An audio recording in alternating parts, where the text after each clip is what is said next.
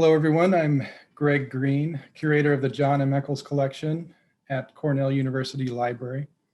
It is my pleasure to welcome you all to this Chats in the Stacks book talk, the second of 7 insightful presentations we have planned for this spring semester. CUL's Chats in the Stacks book talk series, now in its 16th year, is dedicated to providing faculty authors an opportunity to share their recently published books with a cross-disciplinary audience. And that audience is growing larger all the time. In this last year, the pandemic forced our transition to a virtual format. And while we look forward to a time in which we can again safely welcome in-person audiences for events like this, we are happy to see that so many are joining us from all over the world this evening. Certainly a silver lining to this new way of doing things. Before I introduce our distinguished speaker, I would like to mention that a question and answer session will follow our speaker's presentation. Feel free to type your questions for Professor Formichi into the chat box at any time, and we will get to as many as we can during the session. We will default to saying your name along with your question. So if you wish not to have your name be connected with your question, you can let us know that in the chat as well. And now, without further ado, let me introduce Chiara Formichi, Associate Professor in Southeast Asian Studies at Cornell University.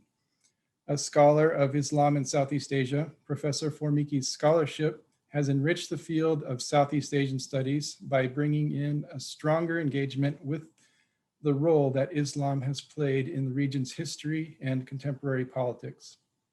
Her research has specifically addressed Islam as a political ideology in 20th century Indonesia, sectarianism and Shia minorities in Southeast Asia, the creation of intersectional racial religious identities in colonial Southeast Asia, and most recently, the disciplinary intersection between Islamic studies and area studies in the book she will be sharing with us today, Islam and Asia, A History. This work explores the ways in which intertwined histories, societies, and cultures have shaped both Islam and Asia from the 7th century to today. Here to share with us her fascinating exploration and insights is Professor Formichi. Thank you, Greg. And thank you everybody for being here. Please bear with me as I share my screen. Yes, exactly. So this is like the first day of class where anything that can possibly go wrong will go wrong. But I believe you can see my screen now. So good afternoon, good evening. Thank you for being here, quote unquote. I can't see you, but while Greg was so kindly introducing me, I was scrolling down the names of participants, and it's delightful to see colleagues, friends, and new names. I would say new faces again, but I can't see you. So without further ado, it's a delight to be here as counterpunctual it is to have a new book come out in the middle of the pandemic.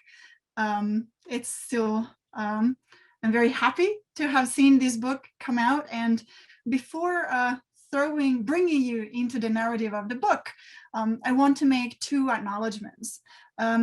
The first acknowledgement is really to the contributions of my colleagues, some of whom I know and some of whom I don't have the pleasure of knowing, but whose work have really allowed me to write this kind of book.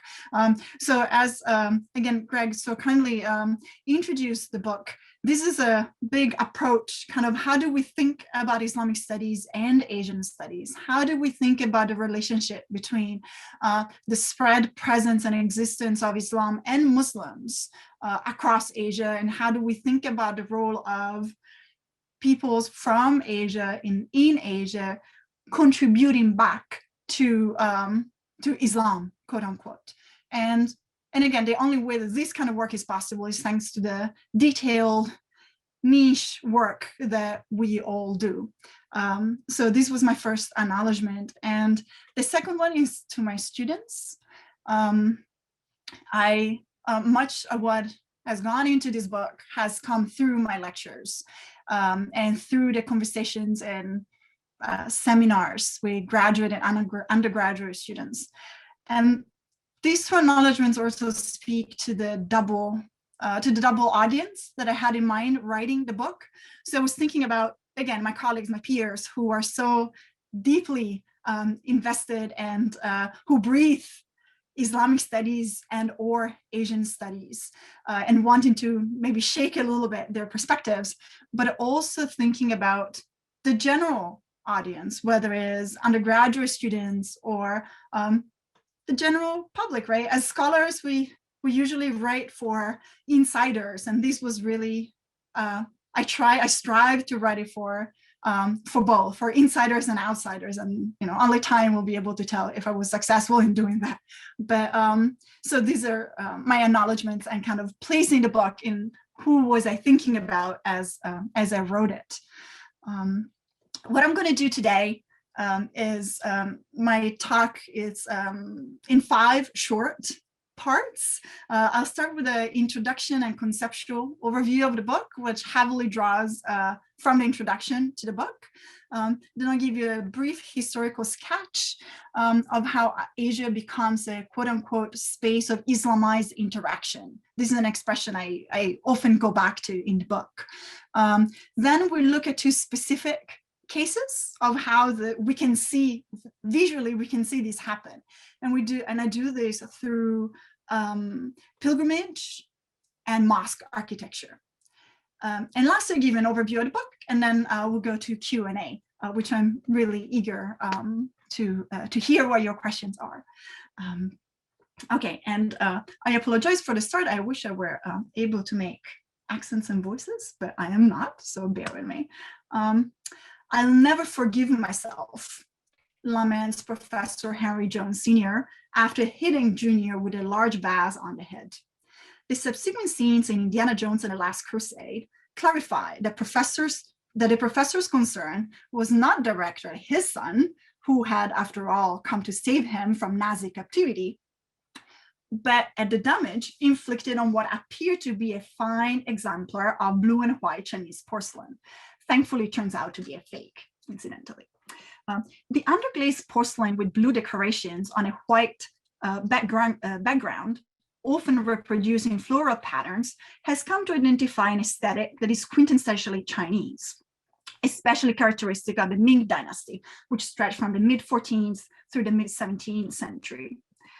But in fact, Chinese porcelain functioned as a vehicle for assimilation and transmission of aesthetic choices across Asia, and was highly prized abroad from the 15th century.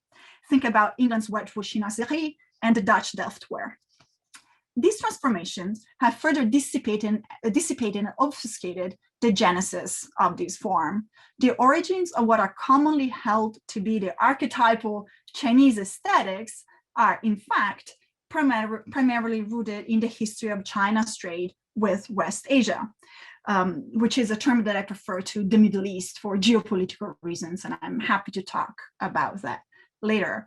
And so they are primarily rooted in the history of China's trade with West Asia and in Asia as a space of Islamized connections. Exchanges between China, Persia, and West Asia had occurred for centuries along the Silk Road, this informal network of routes and peoples connecting the Mediterranean to Eastern Asia across the Eurasian continent, with notable hubs in Samarkand and Xi'an, as you can see on the map. These links were further reinforced as the Muslim Abbasid dynasty, beginning in the mid-8th century, which was first based in Damascus and then in Baghdad, further expanded east so far that it brushed against Tang China. Hence, Chinese porcelain had been both common and a continuous source of fascination and admiration. West Asian ceramics, in fact, were of unsophisticated quality, as the kilns in West Asia were unable to reach the high temperatures that were needed for glazing, which are instead examples that you can see on the slides here. So a primary motor was the desire to acquire beautiful ceramics, but wealthy Arab, Persian, and Turkey Muslims were also drawn to these foreign luxury goods by a commitment to Islamic propriety. And this is because the traditions of Muhammad, the traditions of the Prophet, commonly referred to as the hadiths, warned Muslims against eating and drinking from silver and gold vessels. And this is how porcelain becomes the luxury good that is also, quote unquote, Islamically proper. But the somber monochromatic aesthetics that you see represented here and embraced by the Song dynasty from the mid-10th century was of little interest to West Asia, as the region had inherited a tradition of color and decoration. This disjuncture between Eastern and Western Asian ideals of beauty became increasingly aggravating, as in the 12th to the 13th centuries, power shifts in West Asia had swollen the demand for luxury items, and thus the volume of trade across Asia. So there was a very strong economic incentive to making products that West Asians would have liked. Among the several towns along the southern coast of China, it was the Fujian port city of Quanzhou, known to the Arabs as Zaitun, that would emerge as the most important site of exchange. Capitalizing on the presence of Muslim residents in the region, which was attested by the steles and gazetteers of mosques since at least the 10th century, at the turn of the millennium, the Song elected Quanzhou as their trade tax collection office. This not only resulted in an increase in the general presence of Muslims, but it also encouraged further interaction between China and West Asia in terms of trade, religion, and aesthetics. So it was that Muslim merchants in Quanzhou embarked on an innovative enterprise, sponsoring kilners in nearby Jingdezhen to experiment with new colors and motifs. The most successful of these customizations was a reproduction of patterns found on metalwork, carpets, and textiles purchased in West Asia by using an application of Persian cobalt. It was this is an example from Iran, for example. It was particularly hard for Chinese kilners to get hold of cobalt, as the lapis lazuli rock from which it was extracted could only be found in Ghazni, today's Afghanistan, and Asia Minor, today's Turkey. But its importance in meeting the desires of West Asian buyers made the effort compelling. So Jingdezhen would eventually become the main center of blue and white ceramics for the export market of West Asia and Southeast Asia.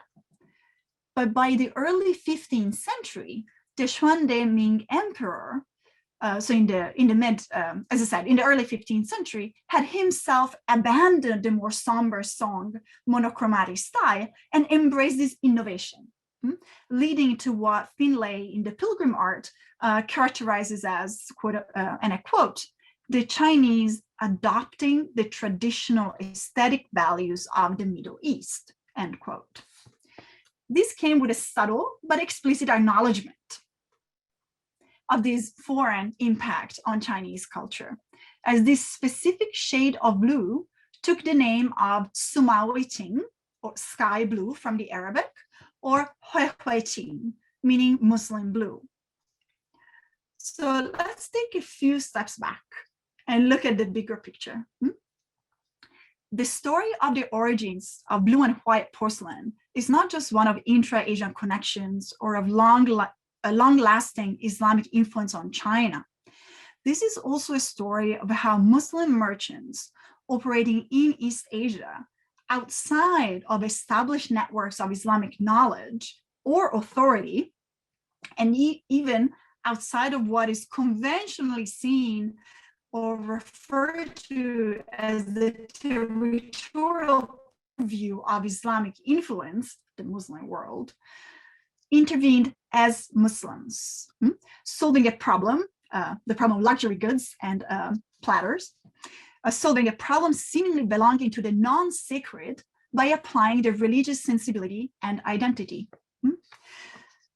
So this book identifies and connects those historical moments when Asia, air quotes, came to be touched by Islam, more air quotes, as a cultural phenomenon. So not just a religious system, but a larger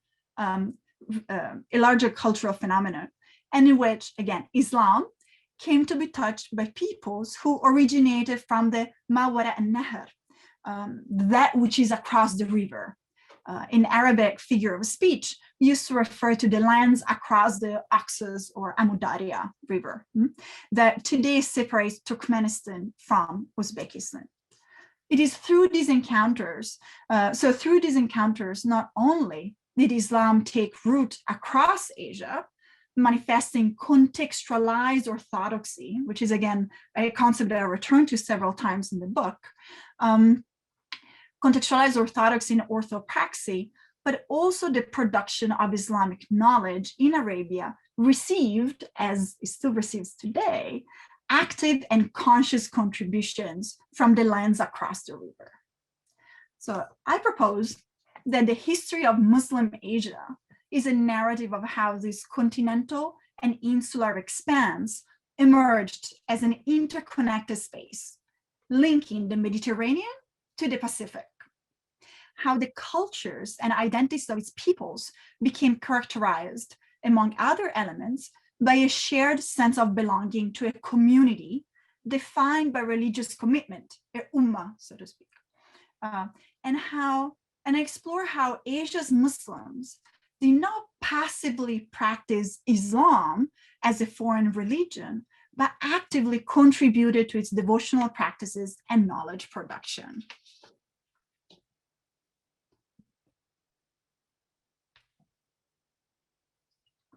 So I'm going to give you now this a very brief historical sketch. It's just a few minutes, but it's kind of crucial to contextualize what we are talking about. At the time of Muhammad's death in 632, Islam had affirmed itself in Mecca, Medina, and some parts of the Arabian Peninsula. By 711, the Arab Empire spread from Toledo in Spain to Multan in Pakistan. Another 40 years later, the Abbasid army engaged a small contingent of the Tang's Chinese army at Talas, north of the Fergana Valley. And you should see it marked there. You can see it underlined in red on the map. So in chapter 1, I sketch out the outward movement of quote unquote Islam, Muslims, as the official identity marker of the Arab Empire, but also as the acquired identity of non-Arab soldiers and traders of all ethnicities. Today, I will limit my remarks to illustrating the multiplicity of vectors that carried Muslims and Islam outside of Arabia before moving on to discussing the processes of Islamization. And this is a little bit of a whirlwind, but we'll get through it as I tell my students. So first, there was the military conquest outside of Arabia and northwestward onto North Africa and north onto the Levant and Anatolia, today's Turkey. Next was the eastward move into Mesopotamia, Persia, Sindh, and northwest India, and eventually Afghanistan and Central Asia. But a parallel movement was pursued by individual merchants and travelers who spread the new faith mostly by establishing new families as they went about with their business, and quite literally. The established trading routes that came to be Islamized were the continental Silk Route, so you see north across the Asian continent, the Eurasian continent, and the maritime Indian Ocean. As you can see from this map, there was also a certain circularity to the movement, as the maritime traders from Southeast Asia traveled north to China, eventually rejoining, so to speak, the continental flow of Muslims who had come, through the steppe. These processes took centuries. And by the 15th century, Islam had established itself across Asia. Let me give you some snapshots, and these are a bunch of historical references that hopefully will resonate. But under Timur Lang or Timur Delane, the Mongol Empire favored intra-Muslim trade along the Silk Road. Islam had become the primary referent across Bengal, and northern India was under the rule of the Islamized Delhi Sultanate. Ming China relied on Muslims for scientific expertise and to assert legitimacy through its maritime expansion. Think of Chen He's travels. And Islam was now prominent among littoral communities along the trading routes that connected the Yemen to South Asia, to the eastern ports of the Indo-Malay archipelago, the Mekong River Delta, and the Fujian town of Chuanzhou or Zaitun. So by the mid-15th century, Islam and Muslims were pretty much everywhere. The process of Islamization, so as a process rather than moment, the process of Islamization across Asia was slow paced and gradual. Again, we're talking about the mid-15th century when Muhammad first started revealing the message of God in the mid-7th century. So it was so slow-paced and gradual that some scholars, many scholars, have implied that this process had allowed exchanges between Islamic and other pre-Islamic or non-Islamic practices, therefore rendering Islamic practices less, quote-unquote, orthodox. The interaction between multiple religious traditions has often been described as syncretic, thus assuming what Stewart and Ernst, in a joint article, have explained as and I'm quoting, implicit or explicit contrast with pure religion. Think about Clifford Geer's, if that resonates, and his summative judgment in The Religion of Java, that it is very hard for a Javanese to be a real Muslim. And here I'm quoting. So one of the goals, and or possibly the goal of this book, is to make an ongoing case for the reframing of this dichotomy between an authentic, pure, original, orthodox, just imagine a lot of air quotes here, orthodox Islam at the center versus a derivative, hybrid, deviationist, heterodox Islam at the peripheries of the Muslim world. So to conclude again with Stewart and Ernst words, quote, every pure tradition turns out to contain mixed elements, end quote. So I'll spend the remainder of my time today opening two windows on how I pursue this reframing endeavor. And these windows are pilgrimage, or pilgrimages, in fact, in the plural, and mosque architecture. And then I'll move to the overview of the book and Q&A. So first, let's look at the Hajj, the pilgrimage to Mecca, and the fifth pillar of Islam. As I discussed in chapter 2, in the contemporary imagination, Mecca and the Hajj are quintessential symbols of Islam and orthodoxy. Two of the things that I do in this chapter are, first, deconstruct and reconstruct the Hajj as a made canonical ritual. So the idea of a tradition in theory, in the making.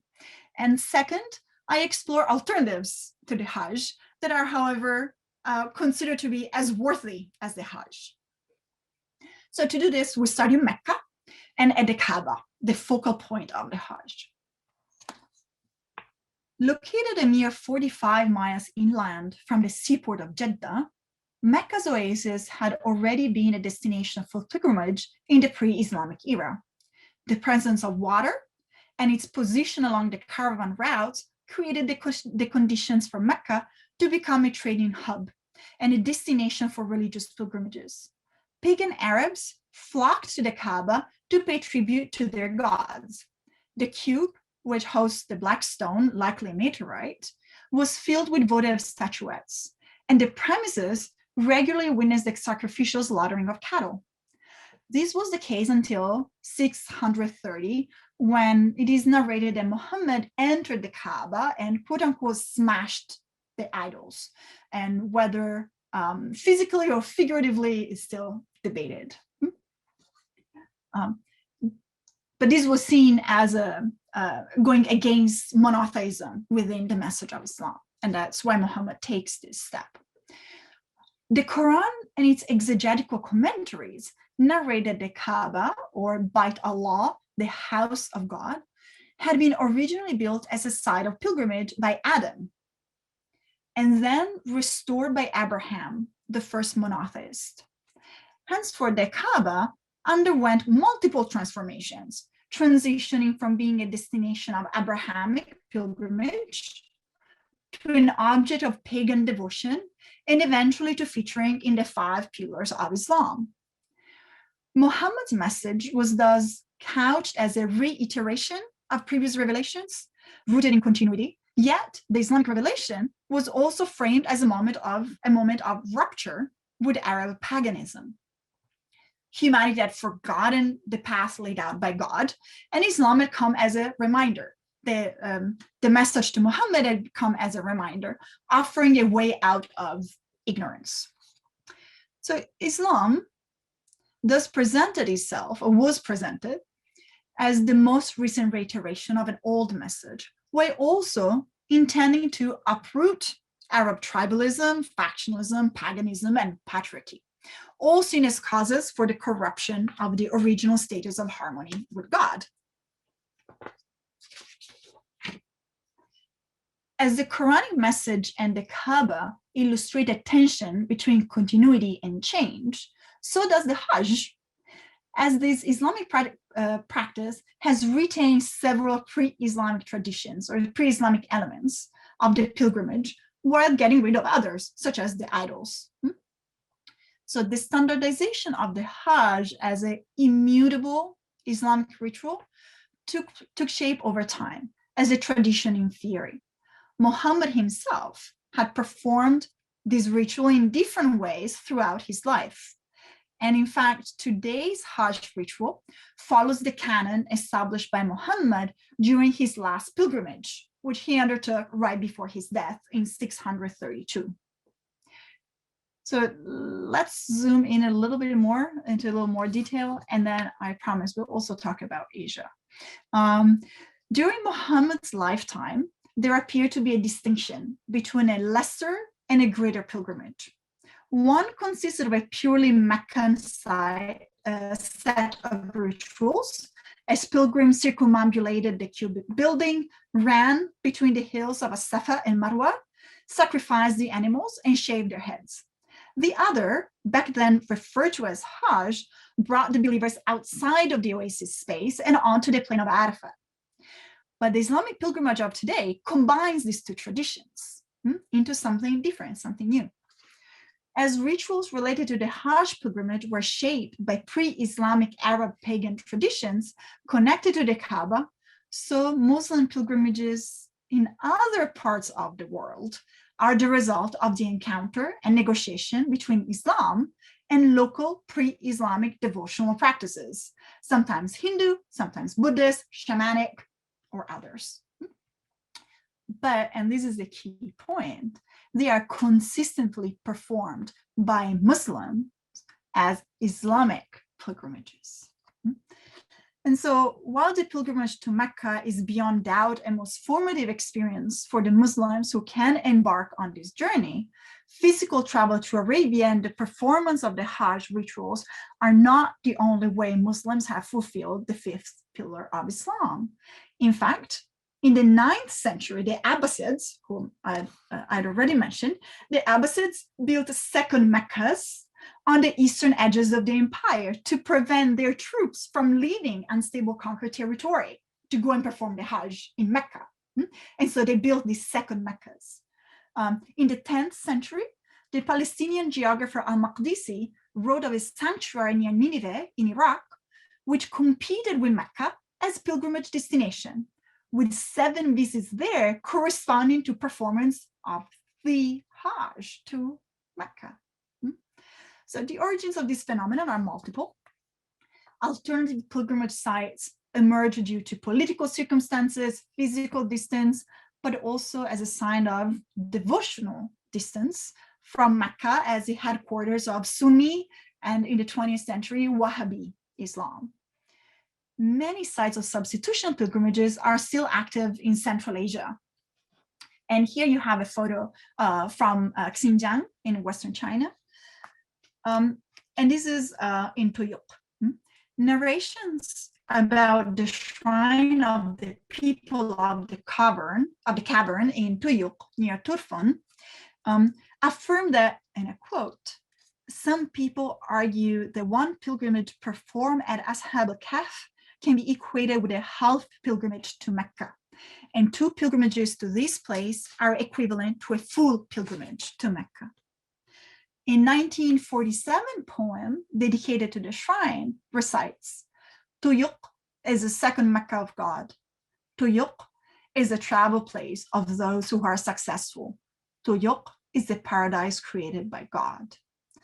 In the early 2010s, pilgrims about to go on hajj to Mecca first undertook a visit to this shrine as a form of preparation.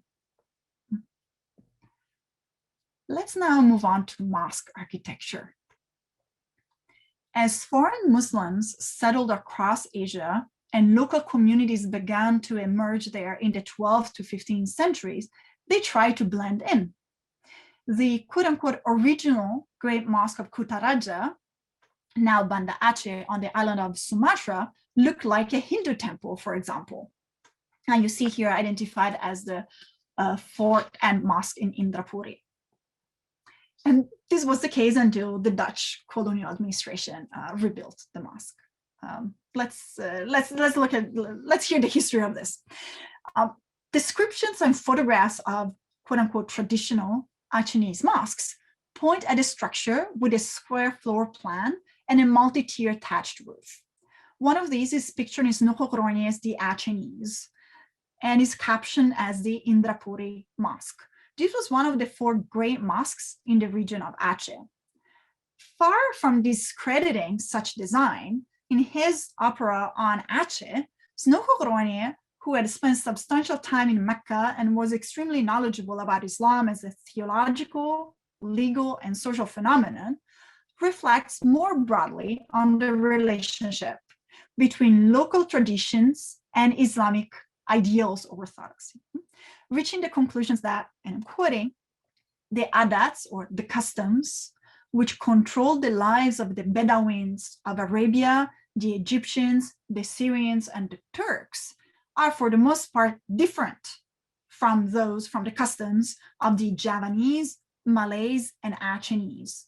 But the relationship of these customs to the law of Islam and the tenacity with which they maintain themselves despite of that law is everywhere the same. So he was pointing at this universal conversation between local modes and Islamic ideals at the quote-unquote center as well as quote-unquote peripheries of the, again, quote-unquote Muslim world.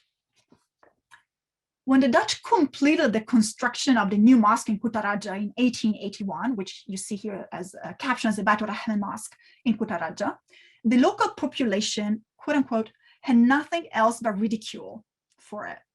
The domed roof was compared to a gourd, and the pink and blue color scheme reminded them of the colorful paper decorations of a parade. In the eyes of the Achenese, its structure, quote, deviated so much from the traditional building type that it was more an exotic abnormality than a place of worship, end quote. Some people didn't even want to pray there initially. So this was an Orientalist's dream. As Kremer recounted it, he was an officer at the Aceh Institute in the 1910s, 1920s.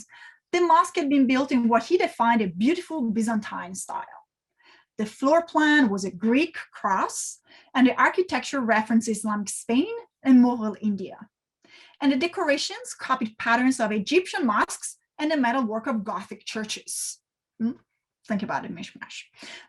Most importantly, it was meant to be out of place. The idea was to build something that the Chinese would not recognize as belonging to the local tradition, because this was meant to mark a new era being built as an act of goodwill after many years of military confrontation between the Dutch colonials and the Chinese resistance. Many mosques across Asia embody local reference. Many of the oldest mosques in China look like pagodas, from the Huaisheng Mosque in Guangzhou, which is claimed to date to the early 7th century, to the Grand Mosque in Xi'an, built in the early Ming era, and the several Sufi shrines that dot Lincha's Little Mecca is the name of the town, is a nickname for the town. This style was even passed on to Chinese Muslim diasporas in Southeast Asia, as evident, for example, in the Panthai Mosque that was built in Mandalay, Burma, Myanmar, in 1868. So again, as with the pilgrimage, this repurposing of pre-existing models in a new Islamic context is not particular to peripheral Asia. Arab nomadic tribes had an elaborate oral tradition of poetry, but knew nothing about architecture. Bedouins were nomads. They knew nothing about architecture, as they knew little or nothing about bureaucracy, state administration, and courtly etiquette. Byzantium, the Hellenics, the Sassanids, and the Achaemenids made available ready-made infrastructures to be used while the new empire shaped its own forms and models, emulating and adapting these extant models to their own specific needs in statehood as well as in the arts. So domes and minarets that dominate Western imaginations of Islamic architecture, as the Beit al-Rahman Mosque here testifies. But in fact, they have their origins, roots, and models in Roman pagan, and Christian architecture. Think about the mausoleums of the Romans. So these are two ways in which I draw parallels between the early Islamic period of the putative centers of the Muslim world of Arabia and the early Islamic period in Asia, putative peripheries, as two parallel and similar formative periods. This analysis, I believe, is extremely important to dislodge the assumption of adaptation as syncretism and as a manifestation of non-authenticity. So to dislodge this idea that there is a golden standard of Islamic practice and modalities that resides in the Arab center, and everything else is a derivative transformation. So now I'm going to offer an overview of the book, of the various chapters. The images that you'll see actually images that open each of the chapters. And so if you have any questions about these images in the Q&A, I'd be delighted to tell you more. Usually they're connected to some primary sources or some metaphorical connections. So bring it on. So chapter 3, and you see the titles are above the images. So chapter 3, Networks and Renewal, picks up on the thread of intra-Asian movements and exchanges. Its goal is twofold. First, it analyzes how formal and informal networks of knowledge connected various peoples and places across the Muslim lands. Second, it investigates the crisscrossing of mystical, Sufi, and legal approaches to orthodoxy. To do so, the chapter follows the lives and religious intellectual trajectories of a handful of scholars who lived between the 17th and early 19th centuries in Arabia, as well as South Asia, Bukhara, Southeast Asia, and China, and followed both Sufism and quote unquote the law, Sharia, as they advocated for pure practices. I have an added focus on the Naqshbandiya Sufi order, which allows to center this push towards purification in Asia rather than in Cairo or Mecca, for example. Chapter 4 contends directly with colonialism and Muslims' reactions to it, with a focus on the relationship between the Ottoman Caliphate and Muslims who lived outside of its sphere of political control. As World War I brought about the collapse of the Ottoman Empire and the end of the Caliphate in 1924, Muslim communities worldwide became involved with pan-Islamism. Most notably, Muslims in Central Asia, British India, and the Dutch East Indies, today's Indonesia, became main initiators of forums to discuss the future of the Caliphate, as they came to embrace pan-Islamism as a rallying point to achieve independence, even though their frames were largely shaped by local understandings and experiences of culture, religion, and politics. Chapter 5 explores the position of Islam in emerging post-colonial states in a context in which pan-Islamic solidarity moved into the background and nationalism came to the foreground as the emergence of nation states set new priorities. Under the pressure to create modern states based on Western paradigms, secular nationalism emerged as a victorious force across most of the Muslim lands. In this setting, Muslims sought avenues to reinsert religion in state and social structures, giving life to a variety of outlooks for the Islam and nation conglomerate. Similar dynamics affected Muslims from North Africa to Southeast Asia, and Muslims in both majority and minority contexts. But in this phase, differently from earlier and later years, their efforts were neither coordinated nor interconnected through religious networks in any substantial way, as transnational solidarity took place along different ideological lines. It was only beginning in the 1960s that a transnational vision of Islamic activism began to emerge. Whoops, I apologize. As the secular nationalist platform encountered increasing difficulties due to economic crisis and social discontent, the seeds of national level bottom-up Islamization bore fruit. Religiously minded political activists and intellectuals started to look beyond their national boundaries to seek solidarity and alliances, strengthening their demands and organizations, reclaiming the idea and reality of a transnational ummah. And this is the focus of chapter 6. So here, the primary goal is to investigate how domestic socio-political transformations across Asia generated a need for reconfigurations of Islamic piety, thus creating fertile soil for exogenous groups. But what is important here is that they built an idea of the transnational ummah as a community of belonging, but they were also hyper-national in nature.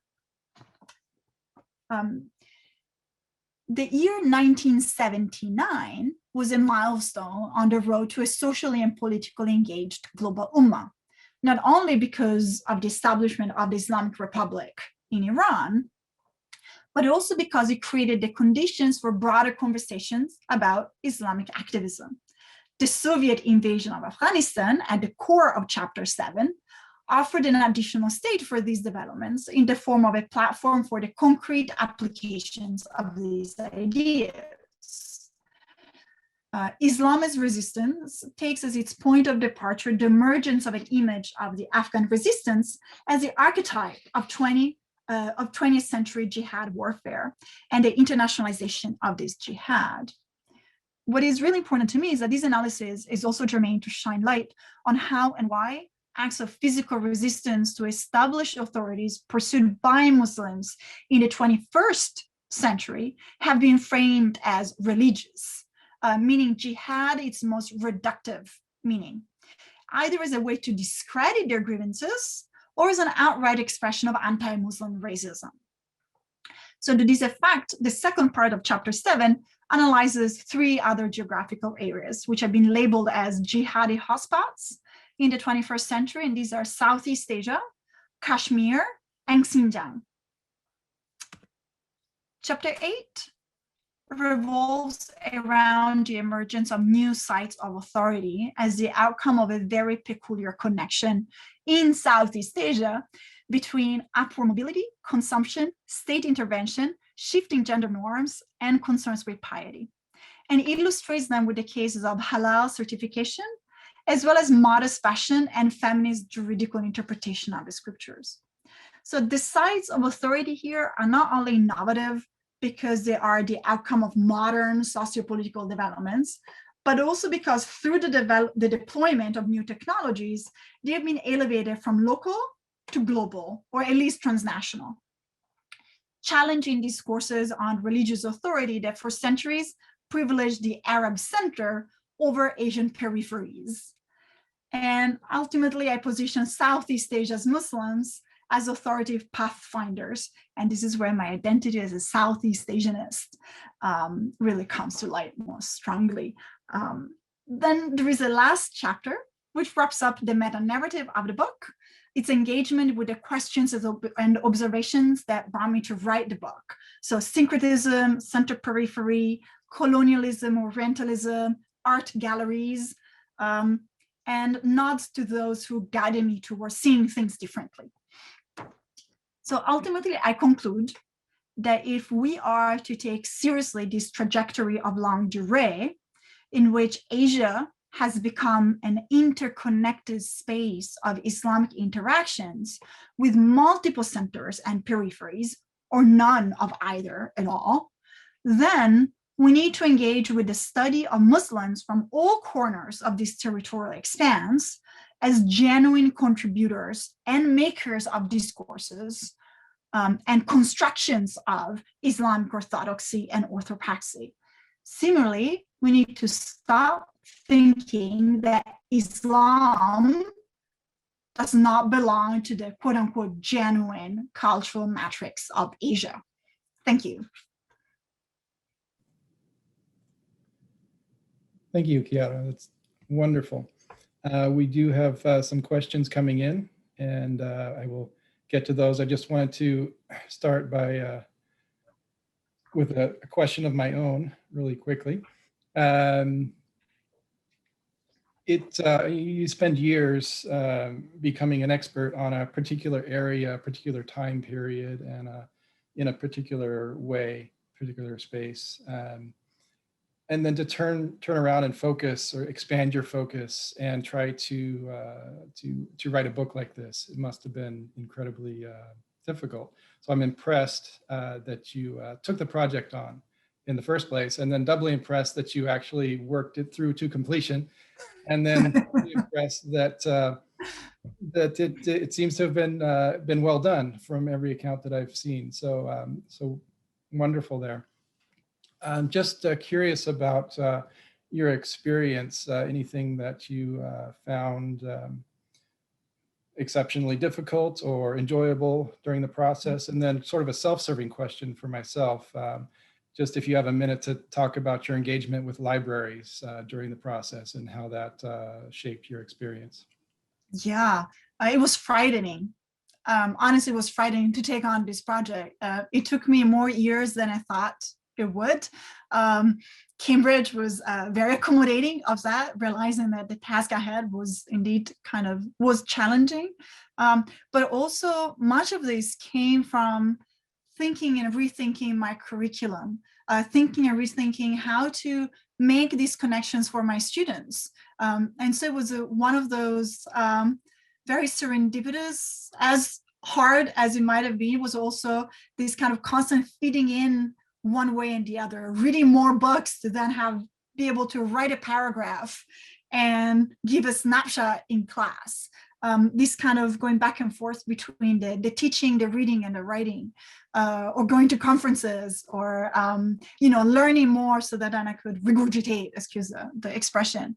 But you mentioned library, and that's what was on my mind. We were on quote unquote Ithaca jail for about 18 months. I couldn't go anywhere. My desks in the office were just piles of books. I once took my graduate students to have our directed reading session in a different location on campus because the chairs had piles of books on them. So I could have not done this without all in and craft, that's for sure. It was frightening. It was exhausting, but it also was enriching. And to me, as I mentioned at the very beginning, was this realizing that these things that I found so frustrating through the years, the fact that within the sphere of Asian studies, there's this sense, oh, but Islam, it's the invaders, or, it doesn't belong. Asian religions are Buddhism, Hinduism, Confucianism, if you want to think about it as a religion. And instead of finding all this scholarship that is so niche and detailed, but then it's not making them jump and connecting the dots. And so to me, that was empowering. And I like to think of that as giving making these individual books that maybe few people read, give them more breathing space and saying, this is how they all connect. And now I'm doing an editing project along this line. I'm editing the Routledge handbook for Islam in Asia. And, it's been exciting to get scholars who have been working, or actually mostly junior scholars who have this approach, and they're looking at very specific instances, and we can bring them together and kind of rethink the frameworks of center and periphery, syncretism, orthodoxy. And so it's exciting, but it was absolutely frightening. That would be the one word for it.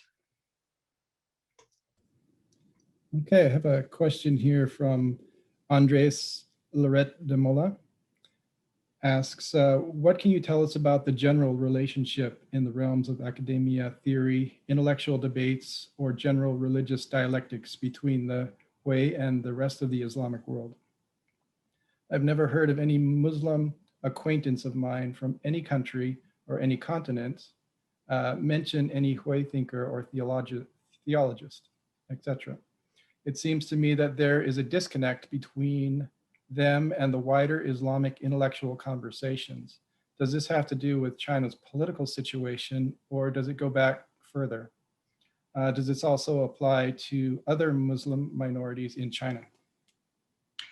This is an excellent question, which maybe I'll try and make a little broader, because I don't think it is, the issue is not necessarily specific to the Hui, for example, but it's really the sense that it is ingrained in academia and intellectual discourse, and even more so in the public discourse, that religious authority sits in Arabia, especially, want to call it Saudi Arabia today because that's the political entity, but it resides in the Middle East. That, if we're talking about Shia Islam, it's Iran. If we talk about Sunni Islam, the authority is there. And it's really hard to undo that. Also because, and this is also where the territory gets more complicated. In no way I ever try to take the role of Mecca away from Mecca. Mecca has an extremely important role as the focus and the focal point of Islam for historical reasons. And if we want to think of the message of Islam as an actual revelation, the revelation that happened just outside of Mecca. So it is extremely powerful. But on the other hand, there is a discourse that has been constructed, and it is connected to the sites of politics and who controls the spaces of the Hajj and the space of the tomb of Muhammad, for example. So there is not why do people don't talk about Hui theologians, but it's like, why whenever there is a religious question, the focus is always on, what does the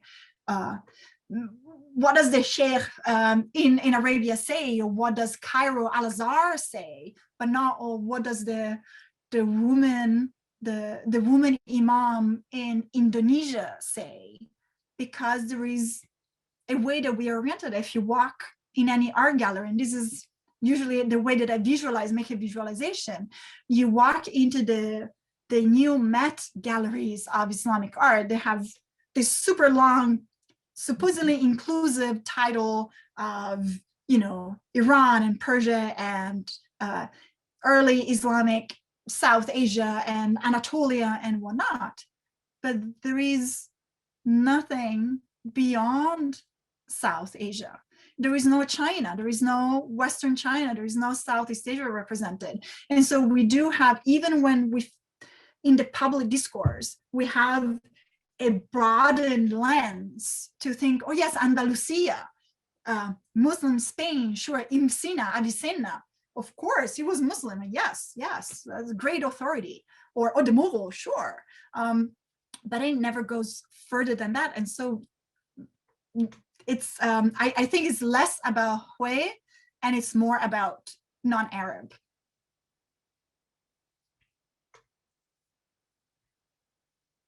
All right, so another question here. What do you think of the genocide that's occurring in Xinjiang region today? And how does that impact Asia's connection with the rest of the Islamic world? That's from Safia Alani. I'm going to take the fifth on this. I'm not a China scholar. I don't have an opinion. I might have an opinion, but it's my personal opinion. I don't think that kind of bears on the scope of the book. But if we're thinking in terms of the connections between Asia and the Muslim world, it's what's happening with the disappearance of mosques, what is happening with the disappearance of shrines, and we are losing historical sources. Even just thinking as a historian, these places that could tell us a lot about the way in which Islam was constructed, how Islam was lived until very recently through the centuries, manuscripts that might have been hosted and preserved in these shrines and these mosques. All of these is disappearing. And so we're losing those connections. Yeah. Okay, thank you. Next question from Ali Huisa. My question is about the interactions between the Ottoman Empire and Southeast Asia. Ottoman involvement in the wider Islamic world is established as it is the center of the caliphate. The idea that this involvement was designed by the Ottoman administration that wanted to take advantage of the caliphate for its political ends, Ottoman pan-Islamist policies in the region. How deep was Ottoman penetration in Southeast Asia? Did it have any significant impact? That's a great question. This is a super interesting topic. So you might have, I don't know if you got a glimpse of that on the last slide, the image that was there for the chapter on pan-Islamism. It's a headcloth from Java, from the early 20th century, and it has a tuhra, so a signature of the caliph, but obviously it's a pseudo tuhra. It's not real. It's just gibberish, we could say. Also, the rest of the writing is pseudo calligraphic. And so, yes, there is this tension in a sense in which the Ottomans were very skillful in deploying their religious authority, being the controllers of Mecca and Medina. They could project this image. They've been doing this for centuries, in fact, project this image of being the protectors of Muslims and using this as a way to garner support during the politics of World War I.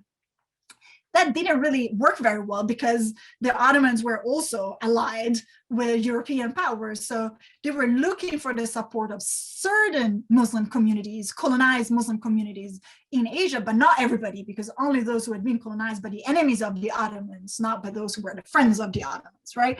So there we have a very European politics context that is playing out in the colonies. So I always find that fascinating. But even more fascinating to me is the fact that instead of thinking of this as the Ottomans projecting out their authority, there's also this very deep interest at the quote unquote peripheries, such as in Central Asia, South Asia with the Khilafat movement, and in Southeast Asia, say, what are we going to do without a caliphate? And so there are these local organizations that come together to debate how this should move forward. And again, being a Southeast Asianist and knowing that there is always this sense that Southeast Asia is so far away and so not relevant and not pertinent. There are some narratives and accounts of the meetings in Mecca and Cairo, in which the representatives from the Dutch East Indies are pointed as like the fly on the wall, those who don't say anything. But they left, when they left from Java, they were like, there were so many of us, like numerically, our voice must count. But then once they're pulled into the larger congregation, so to speak, then they are much more subdued than the South Asians, for example, who are very, very vocal in these conversations. And so how deep was the Ottoman penetration? I don't think it was deep at all, but there was, from the peripheries, quote unquote, this sense that, you know, this is important to us somehow. And it came to nothing, but again, it was definitely in the rhetoric was very important. And just one last thing on the headcloth. What is really important to remember is that that kind of headcloth was made as an amulet for protection. And so it was considered to give individuals who were fighting against the Dutch, was supposed to give them, to make them invulnerable. And part of that was this combination of the colors, the writings, and then he had on top layered the element of the caliph's signature, which was really an aspirational connection to pan-Islamism, and yet being deployed for nationalism. So again, we have this tension between pan-Islam and nationalist aspirations. Thank you. We're approaching the end of the hour, or at the end of the hour. I have two more questions if you have a little time to go through those. Yeah, sure. The first one from Chris Ramlan. Could you elaborate on your choice to use the term West Asia? My second question is, rather than syncretism, what would be more useful terms or concepts to describe the entanglements and of the universal or ideal teachings of Islam and local cultures? Excellent questions. Thank you. So I prefer West. So I was first struck by West Asia when I was based in Singapore and then in Hong Kong. When you realize that obviously Middle East makes no sense at all. Middle of what? East? That's West, right? And so it brings in the whole issue of the geopolitics of naming, which is also very crucial. Coming from South, being a Southeast Asian, we're very aware of the fact that the very label of Southeast Asia comes from the Southeast Asia Command during the Pacific War, and so Middle East obviously is in the Near East. Think about is the Near East, the Middle East, and so that makes the relationality there. It's meaningless, I think, in the 21st century especially. And so I'd rather think of it as West Asia, because again, talking about Asia, my point of reference is Asia, and therefore that's West. Rather than syncretism, so there is a lot of scholarship on this, and some scholars have suggested we talk about transculturation. Some have suggested translation. There are different, depending on what discipline you come from, there might be various other jargony terms that one could choose.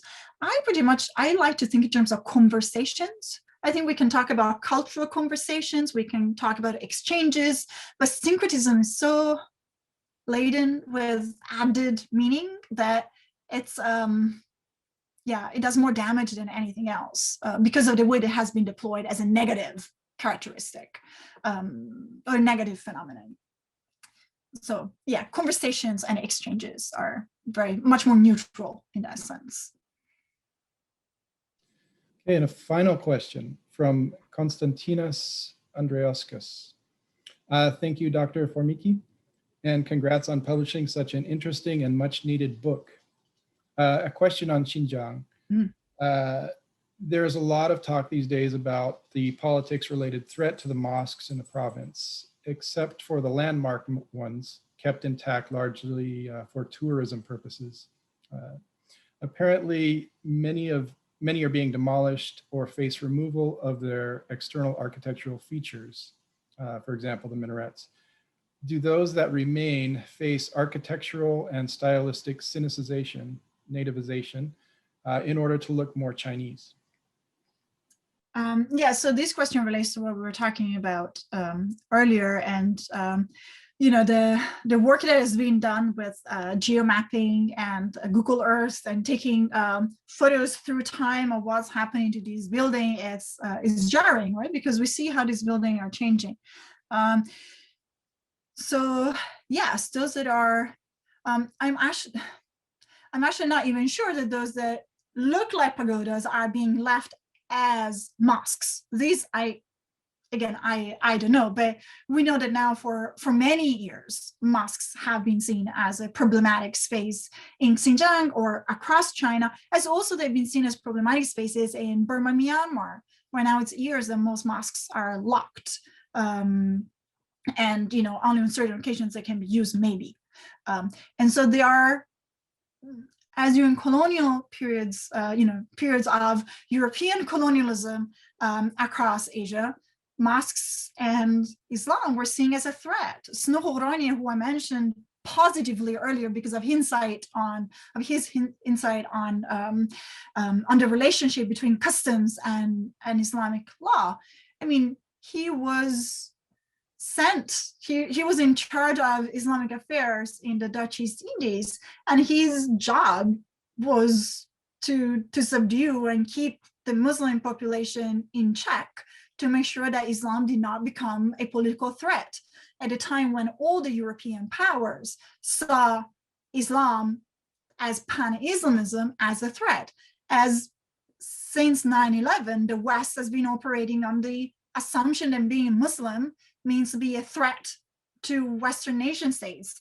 And so we are seeing recurrences of history in which we see minoritization of Muslims, we see racialization of Muslims, we definitely see a problematization of Muslims as the threat, and again, putting all Muslims together and